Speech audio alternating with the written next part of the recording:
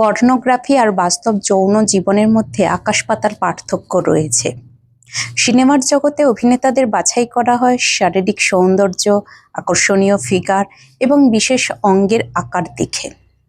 ফলে সেখানে যা দেখা যায় তা সাধারণ মানুষের শরীরের বাস্তবতার সঙ্গে মেলে না।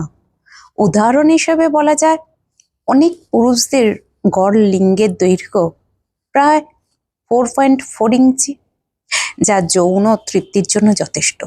অথচ পর্নে সচরাচর 6 থেকে 9 ইঞ্চি দেখানো হয়, যা দর্শকের মনে অযৌক্তিক প্রত্যাশা তৈরি করে। একইভাবে নারীদের শরীরও সাজানো গোছানোভাবে উপস্থাপন করা হয় সার্জারি, মেকআপ, আলো আর ক্যামেরার কৌশলের মাধ্যমে। বাস্তবে তবে নারীর শরীর নানা রকমের, আর সেটি স্বাভাবিক ও সুন্দর। পর্ন আসলে অভিনয় ও প্রযুক্তির সমন্বয়ে তৈরি একটি প্রোডাকশন। আধুনিক ক্যামেরা, লাইটিং, বিশেষ অ্যাঙ্গেল এবং এডিটিং ব্যবহার করে দৃশ্যগুলোকে বাস্তবের চেয়ে অনেক বেশি নাটকীয়, আকর্ষণীয় করে তোলা হয়। একটা 20 থেকে 30 মিনিটের ভিডিও একেবারে ধারণ করা হয় না। একই শট অনেকবার নিয়ে পরে জোড়া লাগানো হয়। অনেক সময় অভিনেতারা দীর্ঘ সময় পারফর্ম করার জন্য ঔষধ বা ইনজেকশন ব্যবহার করেন, আর অভিনেত্রীর কৃত্রিম আনন্দ দেখানো হয়। ফলে দর্শক যা দেখেন সেটা বাস্তব নয়, বরং সাজানো একটা গল্প। বাস্তবে যৌন মিলনের গড় সময় 5 থেকে 7 মিনিট। 1 থেকে 2 ঘন্টা নিরবিচ্ছিন্ন মিলন করা খুবই বিরল।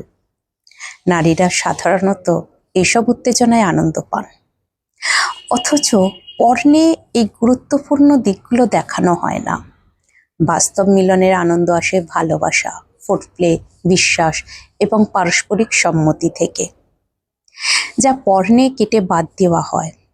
এতে অনেকের মনে ভুল ধারণা তৈরি হয় যে বাস্তবে কেন এমন হয় না। অতিরিক্ত পর্ন আসক্তি মানুষের মনে অস্বাভাবিক প্রত্যাশা জাগায়, যার প্রভাবে বাস্তব সম্পর্কে হতাশা, অসন্তুষ্টি, এমনকি ভাঙনও ঘটতে পারে। দীর্ঘমেয়াদে ইরেকটাইল ডিসফাংশন, যৌন আগ্রহ কমে যাওয়া এবং মানসিক সমস্যার মতো জটিলতা দেখা দেয়। গবেষণা বলছে পর্নে প্রায় 80% দৃশ্যই অতিরঞ্জিত, তাই এটাকে বাস্তব মনে করলে বিভ্রান্তি তৈরি হয়। সবশেষে বলা যায়, পর্নোগ্রাফি কেবলই কৃত্রিম বিনোদন। এতে শরীর, ক্যামেরা, আলো ও অভিনয় মিলে সাজানো চিত্র তুলে ধরা হয়। আর বাস্তব সেক্স হলো আবেগ, ভালোবাসা ও বিশ্বাসের ভিত্তিতে দুজন মানুষের স্বাভাবিক সম্পর্ক। তাই বাস্তবতাকে প্রাধান্য দেওয়া উচিত, পর্নের ভ্রান্ত জগৎকে নয়।